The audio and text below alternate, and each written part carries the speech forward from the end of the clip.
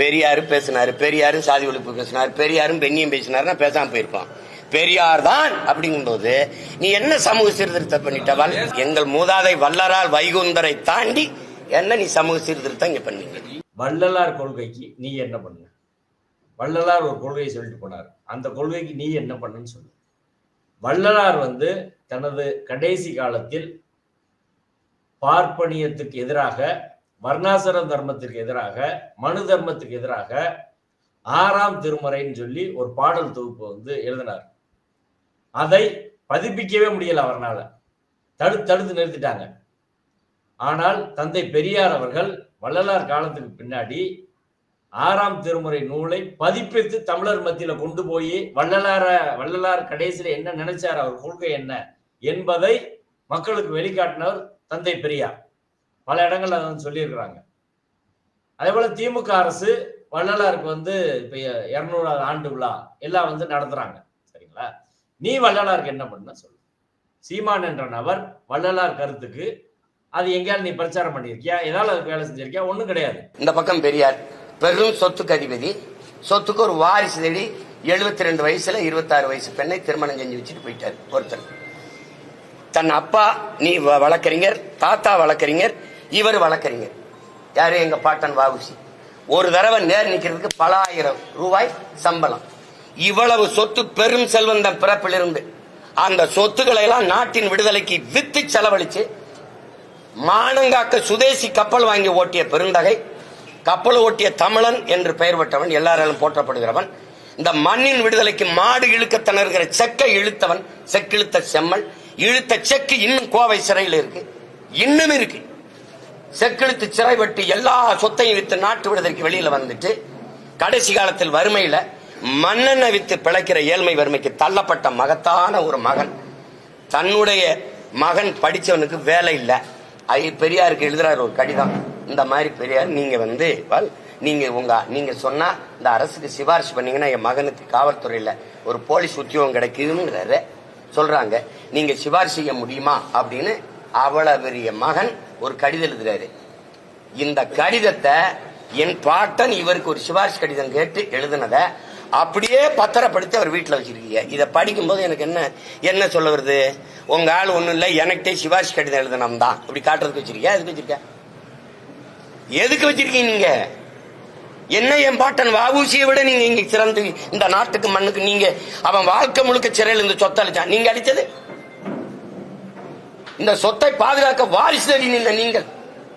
அவன்லாம் மண்ணின் விடுதலைக்கு சொத்தை வித்து போராடினவன் போராளிகள். நீங்க வாரிசு தேடிய முதலாளி. நீங்க எப்படி நீங்க ரெண்டு ஒண்ணுங்கிறீங்க? வாவூசி அவர்கள் அவர் வாழ்ந்த காலத்திலே காங்கிரஸ்ல இருந்து 2 பேர் வெளியே வந்த பிறகு 1927 கோவில்பட்டில ஒரு கூட்டம் நடக்குது. திராவிடர் கழகம் என்ற அமைப்பு அங்க கோவில்பட்டியில் தொடங்கி ஒருத்தவங்க வச்சிருக்கிறார். அந்த கூட்டத்துல பேசுகிற போது பெரியார் எனக்கும் தலைவர் வாவூசி பேசுறார். பெரியார் அதை மறுத்து அப்படிலாம் பேசக்கூடாது, அவரை பார்த்து நான் அரசியலுக்கு வந்தேன் பெரியார் சொல்றார். அடுத்து நாகப்பட்டினத்தில் பேசும்போது பெரியார் படத்தை திறந்து வைத்து பெரியாரின் படத்தை நீங்க காலையில மாலையில இரவுல சொல்லி வணங்கணும். அவ்வளவு இந்த தமிழ் சமூகத்துக்கு மிகப்பெரிய தியாகம் அவர் செய்திருக்கிறார். சுயமரியாதை இயக்கம் தான் இருக்கிற இயக்கத்திலே சரியான இயக்கம் பெரியார் இயக்கம் தான். அதற்கு எல்லாரும் ஆதரவு கொடுங்க, நானும் என்னால முடிந்த ஆதரவை நான் கொடுக்குறேன் அப்படின்னு அவர் சொன்னார். இப்படிதான் அவங்களுக்கு நட்பு இருந்துச்சு. 1906 அங்க சுதேசி கப்பல் ஓட்டுவதற்காக நிறுவனத்தை துவங்கிய போது வாவுசி பணம் திரட்டுறாரு. பாண்டித்துரை தேவர் அந்த கப்பல் நிறுவனத்தோட தலைவரா இருந்து அவர் நிறைய பங்குகள் வாங்குறாரு. தந்தை பெரியார் அவர்கள் அவர் குடும்பத்தின் சார்பாக மட்டும் 5000 ரூபாய் கொடுக்குறாரு. ஈரோடில் உள்ள இஸ்லாமியர்களிடம் வசூல் செய்து 5000 ரூபாய் கொடுக்குறாரு. தமிழ்நாடு முழுக்க இருக்கிற பெரியாரின் நண்பர்களிடம் வசூல் செய்து ஒரு 25000 கொடுக்குறாரு. மொத்தம் வாவூசிக்கு சுதேசி கப்பலுக்காக பெரியார் கொடுத்த தொகை 35000 ரூபாய். பவுன் 10 ரூபாய் வித்த காலம் அது. 3500 பவுன் வாங்கலாம். அந்த பவுன் விலைக்கு இன்னைக்கு மதிப்பு போட்டு பார்த்தோம்னா பெரியார் கொடுத்த தொகை இன்றைய மதிப்பில் 21 கோடி ரூபாய். 21 கோடி ரூபாய் வாவூசி கொடுத்த பெரியாரை பார்த்து சீமான் கேட்கிறான், இவங்க யார் பெரியாரு அப்படின்னு சொல்லி. அவர்களுக்கிடையே அப்படிதான் அந்த நட்பு வந்து இருந்துச்சு. என் தலைவனை 2008 பிப்ரவரியில நான் சந்திக்கிற வரை நானும் இந்த திராவிட இந்த திருட்டு கூட்டத்தில் ஒருத்தனா தான் இருந்தேன். சந்திச்ச பிறகுதான் தமிழன்னா யாரு, தமிழ் தேசியம்னா என்ன, தமிழனுக்கு தேவையான அரசியல்னா என்ன அப்படின்னு வந்த பிறகுதான் இது இந்த அரசியலை கட்டமைக்கிறேன். பிரபாகரனை பார்த்த பிறகுதான் இந்த திராவிடம் தப்புன்னு நான் புரிஞ்சுக்கிட்டேன் அப்படின்னு சீமான் நேத்து பேட்டியில சொல்றாரு. நான் என்ன கேட்கிறேன், பிரபாகரனை பார்த்தது எந்த வருஷம்? 2008. அதற்கு பிறகு 15 வருஷம் கழிச்சு போன வருஷம் நீ பெரியாருக்கு அஞ்சலி செலுத்திருக்க. பெரியார் பெண் உரிமைக்காக போராடியவர், பெரியார் சமத்துவ சமூகத்துக்காக போராடியவர். அதுக்கு முன்னாடி அவன் கட்சிக்காரங்க விமர்சனம் செய்த போது பெரியார் விமர்சனம் செய்யக்கூடாது நீ பேசிக்கிற. அப்ப எந்த விஷயம் பொய்யா இருக்கணும்? பிரபாகரன் உன்கிட்ட சொன்னாரு அப்படின்றது நீ பொய்யா இருக்கணும். அப்படி இருந்தா தானே பேச முடியல. 15 வருஷம் கழிச்சு அதுக்கு பிறகுதான் எனக்கு ஞானம் வந்துச்சு. பெரிய பிரபாகரன் சொல்லி வந்தோடனே நீ அதை சொல்லணும்ல. அதுக்கு பிறகுதான் நீ கட்சி தொடங்குற. கட்சி தொடங்கும் போதே உங்க கொள்கையை அறிவிச்சிருக்க வேண்டியதானே, ஏன் அறிவிக்கல? அப்ப பிரபாகரன் சொன்னார் அப்படின்னு சொன்னது பொய். உண்மையில விடுதலை புலிகள் எப்படி இருந்தாங்கன்னா, ஆண்டன் பாலசிங்கம் உங்களுக்கு தெரியும், விடுதலை புலிகள் அமைப்போட ஒரு கொள்கை ரீதியா அல்லது வந்து அரசியல் ஆலோசகரா இருந்த நபர். அவர் விடுதலை புலிகள் தலைவர் பிரபாகரன் மதித்த ஒரு நபர் தான் ஆண்டன் பாலசிங்கம். அவர் எழுதுறாரு, சிங்கள மக்களின் மூதாதையர்கள் கிமு 6ஆம் நூற்றாண்டில் இலங்கைக்கு வந்தபோது அன்னைக்கு தொன்மை வாய்ந்த திராவிட தமிழ் குடியிருப்புகள் இங்கு இருக்க கண்டார்கள். திராவிட தமிழ் குடியிருப்புன்னு சொல்றாரு. இத்தீவின் பூர்வ குடிகளாக திராவிட தமிழர்களை இருந்திருக்க வேண்டும் சொல்லி அவர் சொல்றார். விடுதலை புலிகள் வந்து ஐநா சபைக்கு அவங்க சார்பில் ரெப்ரசன்டேட்டிவ் அனுப்புற போது நாங்கள் வந்து திராவிட இனத்தின் பிரதிநிதி அப்படின்னு தான் அறிவிச்சுக்கிட்டாங்க. பலரும் வந்து நாங்க அது ஆண்டன் பாலசிங்கமே சொல்லியிருக்கிறார், பெரியார் அண்ணா இந்த கருத்துக்களை கேட்டுதான் இங்க தமிழ் தேசிய சிந்தனை வந்து வளர்ந்துச்சு. அவர் மட்டும் இல்ல, கார்த்திகை சிவத்தம்பி பலரும் வந்து அதை சொல்லியிருக்கிறாங்க. அடிப்படையில வந்து திராவிடம் அப்படின்ற கான்செப்ட் ஆரியத்துக்கு எதிரானது. இந்த பகுதியில் வாழ்ந்த சிந்து சமவெளியிலிருந்து இங்க கீழடி இந்த பகுதியில் வாழ்ந்த எல்லா மக்களும் திராவிடர்கள் என்ற அடையாளத்தின் கீழ் வந்து வாழ்ந்திருக்கிறாங்க. அது ஒரு இனத்தின் பெயர். அந்த இனத்தின் மொழி தான் தமிழ். அந்த தமிழோட பல மொழிகள் சேர்ந்ததுனால மலையாளம், கன்னடம், தெலுங்கு எல்லாம் வந்து உருவாச்சான்றதா இதுவரை வரலாறு.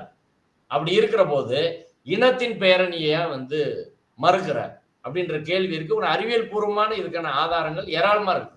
இப்ப விடுதலை புலிகள் தலைவர் பிரபாகரனையும் விடுதலை புலிகள் அமைப்பையும் இந்த நபர் வந்து கொச்சப்படுத்துறாரு. நான் ஏற்றுக்கொண்ட கொள்கைக்கு எதிராக என்னை பெற்ற தாய் தந்தையர் இருந்தாலும் எதிரிதான். இதுல பெரியார் என்ன சிறியார் என்ன? உங்க மண்ணை தானே பிறந்தார் புரட்சி பாவலர். தாயை பழித்தவனை யார் தடுத்தாலும் விடாது, தமிழை பழித்தவனை தாயை தடுத்தாலும் விடாதேங்கிறாரு. தமிழை சனியன் காட்டுமிராண்டி மொழி என்று சொன்னவரை என்ன செய்யலாம்னு நீங்க சொல்லுங்க. பாரதிதாசன் தெரியும், கடைசி வரை திராவிட இயக்க சித்தாந்தத்திலே ஊறி வாழ்ந்த ஒரு திராவிட இயக்க கவிஞர் அவர். மண்டை சுரப்பை உலகுதொலுன்னு சொல்ற ஒரு ஃபேமஸான பாடல் பெரியாரை ஒட்டி எழுதிய நபர் அவர் தான். அவர் பெரியாரை ஒரு கொள்கை ரீதியான தலைவரா ஏத்துக்கிட்டவர். அவர் அப்படி நீ சொல்லுவ? என்ன நீங்க பண்ணிட்டீங்க? சிங்காரவேலர், சீவானந்தா, அயோத்தியாச பண்டிதர், ரெட்டமலை சீனிவாசன், இந்த கியாபி விஸ்வநாத முத்தமிழ் காவலர், அண்ணல் தங்கம், மறைமலை அடிகள், இவெல்லாம் ஒண்ணுமே கிடையாது. அயோத்திதாசரோட பெரியார் என்ன அப்படின்னு சொல்லி ஒப்பிடுறது. முதல்ல வந்து இந்த ஒப்பிடுதலே தவறு. ஒருவர் பேசுனது, எழுதுனது, அவர் செயல்பாடு எல்லாமே அவர் வாழ்ந்த கால சமூக சூழலை ஒட்டித்தான் அது வந்து பார்க்கப்படணும். அப்படி இல்லாம இன்னைக்கு தேதிக்கு எடுத்து பார்த்தோம்னா பல விஷயங்கள் வந்து முரண்பாடா வேற சென்ஸ்ல தான் அது வந்து இருக்கும். அதுல முழு சென்ஸ் என்ன, அதுக்கு முன்னாடி என்ன நடந்துச்சு, பின்னாடி என்ன நடந்துச்சு, அரசியல் ரீதியான அன்னைக்கு சூழ்நிலை, இதெல்லாம் தெரியாம அதை வந்து பேச முடியாது. இன்னைக்கு சீமான் என்ற நபர் 2007-8 பேசினது, 13-14 பேசினது, 19 பேசினது, போன வருஷம் பெரியாருக்கு வந்து அஞ்சலி செலுத்தினது, இன்னைக்கு பேசுறது, இதெல்லாம் இன்னும் 50 வருஷம் கழிச்சு எவனாலும் பார்த்தா இப்படி ஒரு பைத்தியக்கார பையன் தமிழ்நாட்டுல இருந்தானா அப்படின்னு பேசுவானா? பேச மாட்டாங்க. அப்படித்தான் இருக்கு. மாறி மாறி தானே அவர் பேசுறாரு. இப்ப இதுதான் வலதுசாரி அரசியல். நீங்க வந்து இஸ்லாமியர்கள் அன்னைக்கு வந்து மன்னர்களா இருக்கிற போது அவங்க இந்தியாவில் படையெடுத்து வந்து இந்து கோயில் அடிச்சாங்க அப்படின்னா, அன்னைக்கு எந்த மன்னர் இருந்தாலும் இன்னொரு நாட்டுல படையெடுத்து கொள்ளையடிச்சான். கோயில்ல போய் தங்க வச்சிருந்தா அதை வந்து இடிச்சு எடுத்துட்டு போனாங்க. இது அன்னைக்கு எல்லா நாட்டிலும் உலகம் முழுவதும் இருந்தது. ஆனா இன்னைக்கு காலத்துக்கு அதை வந்து சொல்லி இந்த இஸ்லாமியர்கள் அவங்களோட வாரிசு போல சொல்லி இவர்களை எதிரியா காட்டுறது, அதே உத்தியைத்தான், அதே வலதுசாரி கேவலமான உத்தியைத்தான் சீமான் என்ற நபரும் பின்பற்றுறாரு. இப்ப இவங்க 2 பேரும் இணையிற புள்ளி அங்கதான் வந்து இருக்கு. அயோத்திதாசர் சொல்றாரு திராவிடத்தை வீழ்த்துறதா இவர் கொள்கை அப்படின்னு. தமிழ்நாட்டுல திராவிடம் என்ற விஷயத்தை கொண்டு வந்தவர் அயோத்திதாசர். திராவிட மகாஜன சங்கத்தை உருவாக்கியவர் அயோத்திதாசர். சென்சஸ்ல ஆதி திராவிடன் பதின்னு சொன்னது அவர்தான். தமிழ் திராவிட மொழியில் முதன்மையான சொன்னது அவர்தான். இப்ப அயோத்திதாசர் பண்டிதரோட கொள்கையை நீ அழிக்கிறியா? பெரியார் என்னைக்கு வந்து திராவிடம் சொன்னாரு? அதுக்கு முன்னாடியே அயோத்திதாசர் சொல்லிட்டாரு. வரிசையா எடுத்துக்கிட்டா அவர் சொன்ன நபர்கள் எல்லாம் தோ பரமசிவன் வந்து சொல்லுவார் அடிக்கடி. சீமான் வந்து பரமசிவன் வந்து அவர் பல்வேறு நேர்காணல்ல பெரியாரை ஒருபோதும் தோற்கடிக்க முடியாது, தேர்தல் அரசியலுக்குள் அடங்காதவர் அவர், அதாவது ஒட்டுமொத்த மனிதகுல விடுதலை நோக்கி சிந்தித்த தலைவர் தான் பெரியாரு அப்படின்னு பல தடவை அவர் பேசியிருக்கிறார். இப்ப சீமான் சொல்ற எல்லா விஷயங்களும் சீமான் யார சொல்றாரோ, தோப்பாவில இருந்து பாரதிதாசுல இருந்து வஉசில இருந்து மரமலையடியில இருந்து எல்லாருமே தந்தை பெரியாரின் மீது பெரும் மதிப்பு கொண்ட ஒரு நபர்கள். அப்ப இவர் பெரியாரை இழிவுபடுத்தல, இவர் வந்து தோப்பாவில இருந்து பாரதிதாசன்ல இருந்து விடுதலை புலிகள் அமைப்பை சேர்ந்தவர்ல இருந்து எல்லாரையும் இவர் தான் வந்து வஉசி எல்லாரையும் இவர் இழிவுபடுத்துகிறார் அப்படின்னு தான் அதை வந்து பார்க்கணும். தமிழ் சமூகம் வந்து ஒரு சான்றோர்கள் நிறைந்த ஒரு சமூகம். இங்க வந்து எது பேசினாலும் ஆதாரபூர்வமாக வாத பிரதிவாதங்கள் வந்து நடந்திருக்குது. ராமாயணத்துக்கு எதிராக கூட அப்படி வந்து நடந்திருக்கு. அண்ணாவும் ராப்பை சேது பிள்ளையும் வந்து அப்படி ஒரு விவாதங்கள்லாம் நடத்திருக்கிறாங்க. அப்படிப்பட்ட ஒரு சான்றோர்கள் கொண்ட அறிவு சமூகத்துல சீமான் கொண்ட கீழ்த்தரமான நபர்கள் என்ன வேணாலும் வாய்க்கு வந்ததை பேசுறது அப்படின்றதுதான் இன்னைக்கு ஒரு அரசியல் பண்பாக வளர்ந்திருக்கிறது. வந்து ஒட்டுமொத்த தமிழ் சமூகத்துக்கு இழுக்கு என்ற வகையில் தான் சீமான் மீது உரிய நடவடிக்கை எடுக்க வேண்டும். இது வந்து ஒரு எல்லைக்கு வந்துருச்சு. அரசு நடவடிக்கை எடுக்கணும். அதே போல மக்களை திரண்டு வந்து சீமானு கேட்கணும். சீமான் பேசினது பெரியாரை மட்டுமல்ல, எல்லா தலைவர்களையும் இழிவுபடுத்துறதோட பெண்களையும் இழிவுபடுத்துறது என்ற அடிப்படையில் தான் சீமான் மீது நடவடிக்கை எடுக்கணும் நம்ம வந்து சொல்றோம். பெரியார் சிலையை உடைக்கணும் அப்படின்ற அளவுல இன்னைக்கு வந்து ஒருத்தர் பேசக்கூடிய பேச்சு நீங்க கூட சுட்டி காட்டிருந்தீங்க. ரொம்ப வந்து ஒரு மறைமுகமாக அதற்கான ஒரு தூபம் போடுற மாதிரி தான் அந்த பேச்சு இருக்கும். நான் வந்து உடைக்கணும்லாம் சொல்லல, பிம்பங்களை முன்னிறுத்தி அரசியல் செஞ்சா எப்படி திருப்பூரால வந்து லெனினுடைய சிலையை உடைச்சா